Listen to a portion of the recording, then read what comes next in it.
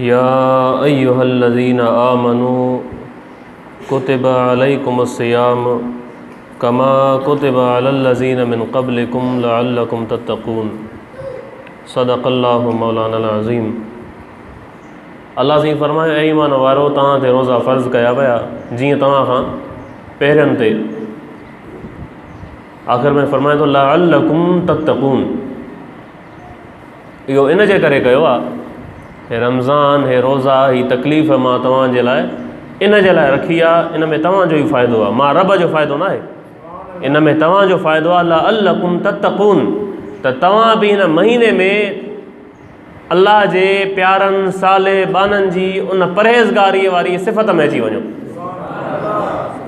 लअल्लकुम तत्तक़ून। 11 महीना तव्हांखे अंदर में उहो अहसासु न ईंदो, पर अल्लाह जो ॾिसो न निज़ाम, रमज़ान मुबारक जीअं ई ईंदो तव्हांजे अंदरि उहो परहेज़गारी वारो अहसासु पाण ई पैदा थी वेंदो।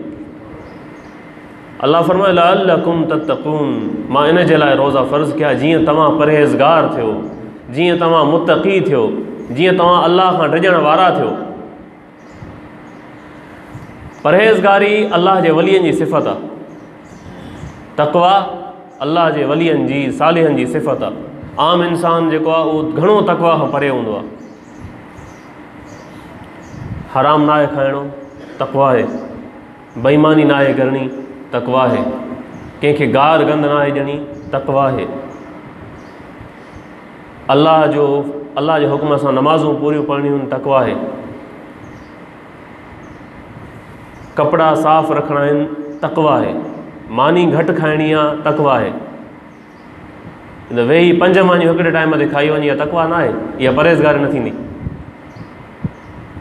खाधो घटि खाइण बि तक़वा ऐं परहेज़गारी आहे। जो पंहिंजे उन नफ़्स खे बुख ॾियणु, उनखे इन शइ जो आदी करणु, अंदरि इंसान जो साफ़ थिए, इहा तक़वा आहे। इहे सभु शयूं अल्लाह जे वलीअ में एट ए टाइम 12 महीना जमा हूंदियूं आहिनि।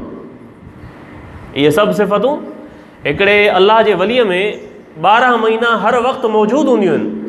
ऐं इहा ई सिफ़त रमज़ान में अल्लाह सी हर गुनाहगार खे अता थो करे, सिर्फ़ु रोज़े जी बरकत सां। तव्हां अंदाज़ो कयो आहे न, रोज़ा रखिया आहिनि 2 ॾींहं, तव्हांखे ख़बर पइजी वई हूंदी बाबा कपिड़ा बि साफ़ रखणा आहिनि, रोज़ो आहे। छा रोज़ो आहे? किथे कूड़ ॻाल्हाईंदो बाबा, ग़लति ॻाल्हि न कर, रोज़ो आहे। कंहिं बदकारी ॾे वेंदो, यादि अची वेंदुसि, रोज़ो आहे। मानी पाणी ॾे वेंदो, यादि अची वेंदुसि, बाबा रोज़ो आहे। इहो रोज़ो छा आहे? रोज़ो तक़वा आहे। रोज़ो सरासर परहेज़गारी आहे। जेके 11 महीना गुनाहगारनि खे सिफ़तूं नसीब न थींदियूं आहिनि, इन रोज़े जी बरकत सां अल्लाह जे वलियनि जी सिफ़त मां उहो बानो, उहो गुनाहगार मोमिन ख़ुशी महसूसु कंदो आहे, उनखे अपनाईंदो आहे। परहेज़गारी अचण खां बाद इंसान जे जेको क़ल्ब आहे न, जेको 11 महीना गुनाह करे करे करे करे कारो थी वियो, रमज़ान जी बरकत सां ऐं रोज़े सां उहो क़ल्ब उनजो मुनवर थी वेंदो आहे, सरासर नूर थी वेंदो आहे। पाण ॾिसूं था अखियुनि सां, जेके 11 महीना न ॾिसंदा आहियूं चेहरा, उहे मस्जिदनि में नज़र ईंदा आहिनि। इहा छा जी बरकत आहे? रमज़ान जी। इहे मौजज़ो आहे मदीने वारे साईंअ जो, ऐं अल्लाह साईं जी कुदरत आहे त उन्हनि खे अल्लाह साईं अहिड़े माहौल में हिदायत थो ॾिए त वरी इन ई महीने में उन्हनि खे वठी थो अचे। उहे चेहरा बि क़ुर पढ़ंदे ॾिसूं था, नमाज़ पढ़ंदे ॾिसूं था, जंहिंखे 11 महीना नथा ॾिसूं। त इहो बरकत आहे हिन महीने जी। इन महीने जी बरकत सां अल्लाह साईं इन्हनि खे वापसि हिन महीने में मस्जिद में वठी थो अचे, त उन्हनि खे अहसासु थिए त छो न असां महीनो सिर्फ़ु रमज़ान जो ई गुज़ारियूं था अहिड़ो, छो न असां बक़ाया 11 महीना बि सिर्फ़ु रोज़े खे छॾे करे बक़ाया 11 महीना सिफ़तूं पंहिंजे जिस्म में, दिलि में उहे ई रखूं। रमज़ान में नमाज़ पढ़ीसीं, तिलावत कईसीं, रोज़ा रखियासीं, कूड़ खां परे रहियासीं, बदकारी खां परे रहियासीं, हरामखोरी खां परे रहियासीं, हलाल खाधोसीं, अल्लाह साईं जी पूरी 24 कलाक इताअत में रहियासीं। हाणे रमज़ान गुज़रियो, हाणे उन में रोज़ो न आहे। रमज़ान गुज़रियो, अल्लाह फरमाए 11 महीना खाओ पीओ। हाणे उन खाइण पीअण सां गॾु हिकिड़ी ट्रेनिंग आहे न, पूरो महीनो ट्रेनिंग थी, खाइण पीअण न आहे, सुबुह खां शाम ताईं रमज़ान गुज़रियो। रमज़ान खां बाद सिर्फ़ु इहो आहे त असां सिर्फ़ु इहो कयूं त जेको पूरो महीनो असां ट्रेनिंग करे आया आहियूं उनखे ज़ाया न कयूं, उनखे ज़ाया न कयूं। सम्झनि आहे न अलाह साईं अहकामनि जी। हाणे पोइ रमज़ान शरीफ़ हले थो, रमज़ान शरीफ़ में असांजो इबादतूं हलनि थियूं, ट्रेनिंग हले थी, जिस्मानी रूहानी। हाणे इहो पूरो महीनो असां कंदासीं, इन पूरे महीने खां बाद बक़ाया 11 महीना असांजे अंदरि उहा शइ लभंदी ई कोन जेका हाणे मौजूदु आहे। सही बुख़ारी मुस्लिम में आहे, आका फरमायो अन अबी हुरैरा क़ाल क़ाल रसूलुल्लाह सल्लल्लाहु अलैहि वसल्लम इज़ा दख़ल रमज़ान फुतिहत अबवाबुल जन्नत। जॾहिं रमज़ान दाख़िल थींदो आहे त जन्नत जा दरवाज़ा खोलिया वेंदा आहिनि।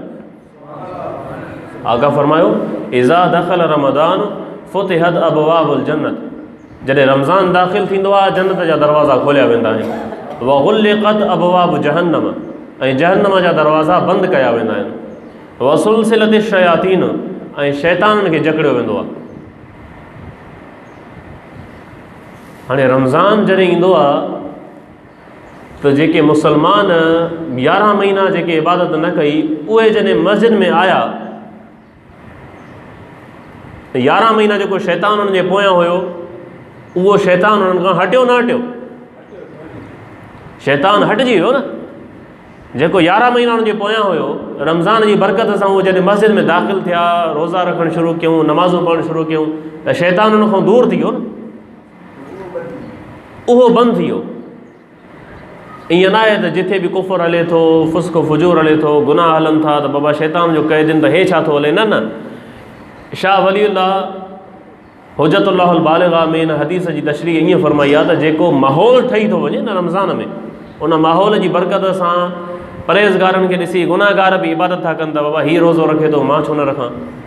दुकान ते 2 ॼणा कमु था कनि, हिकिड़ो रोज़ो रखे थो, ॿियो हुनजी रीस ते रखंदो, नमाज़ ते थो वञे, ॿियो हुनखे ॾिसी वेंदो। त अहिड़ी तरीक़े सां माहौल जॾहिं ठही थो वञे त पोइ आका फरमायो त शैताननि खे पोइ बंदि कयो थो वञे। उन्हनि जा जेके शैतान आहिनि, ज़ाहिरी तौर ते जेके वस्फ़ आहे शैतान जी, उहा ख़तमु थी वञे। शैतानी वस्फ़ जेका इंसाननि में आहे उहा ख़तमु थी थिए। जन्नत जा दरवाज़ा खोलिया था वञनि, जहन्नम जा दरवाज़ा बंदि था कया वञनि।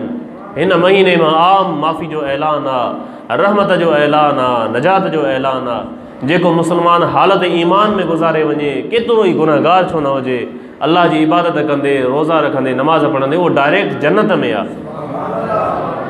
त जॾहिं नमाज़ी नमाज़ पढ़णु शुरू कंदो आहे न, त हुनजे दिलि में हिकिड़ो तकबुर पैदा थींदो आहे त ॿिया जेके इंसान ई न आहिनि, ॿिया मुसलमान ई न आहिनि, ॿिया इंसान ई न आहिनि, गुनहगार आहिनि, हथ बि उन्हनि खे सिधो न ॾींदा आहिनि। मां ॾिठो आहे अखियुनि सां, जेके नमाज़ी पाण खे नमाज़ी सम्झंदा आहिनि, ग़ैर नमाज़ी खे हथ बि सिधो न ॾींदा आहिनि। बाबा हे त नमाज़ ई न पढ़ंदो आहे। इहो शैतान जो तरीक़ो आहे। नबीअ जे आशिक़ जो तरीक़ो इहो आहे त पाण जेकॾहिं परहेज़गार आहे त ओतिरो ई पाण खे घटि सम्झे, ऐं जेके गुनाह उन्हनि खे उनजी इबादत तबाह था कराइनि उन्हनि खां बचे। कूड़ खां बचिणो अथसि, गिला खां बचिणो अथसि, ग़ीबत खां बचिणो अथसि, ॿिए खे घटि नज़र ॾिसण खां बचिणो अथसि त हीउ जेको ग़ैर नमाज़ी आहे, इहो घटि मख़लूक आहे। न न, अलाह साईं कॾहिं बि हुनखे हिदायत ॾेई सघे थो। अलाह साईं हुनखां कहिड़ी ख़बर, हुनखां असांखां वधीक अलाह साईं हिन खां राज़ी आहे। उनखे हिदायत करण जो तरीक़ो सुहिणे अहसन तरीक़े सां इहो आहे मदीने वारे साईंअ जो, त उनखे प्यार सां दीन जा अहकाम सेखारे, उनखे वाकुर पाए, उनखे गॾु विहारे। नफ़रत जेको आहे कंहिंसां कंदो, तकबुर करे त मां वॾो इबादत गुज़ार आहियां, त पोइ इहो ॿुधायोमांव दस्तगीर बादशाह खां वधीक को इबादत गुज़ार कोन हो। जॾहिं उन ते इहो हमिलो थियो शैतान जो, त दस्तगीर बादशाह गौसुल आज़म वलियनि जे इमाम जो जवाबु इहो त मूंखे मुंहिंजे रब बचायो, मां कुझु न आहियां, अब्दुल कादिर जो बानो आहियां। महबूब तां जॾहिं इबादत माफ़ न थी त मां अब्दुल कादिर तां कीअं माफ़ थींदी। त इहे उहे नंढड़ियूं ॻाल्हियूं आहिनि जिन तां असांजो ईमान ख़तमु थींदो आहे। उन्हनि खे ज़हन में रखो।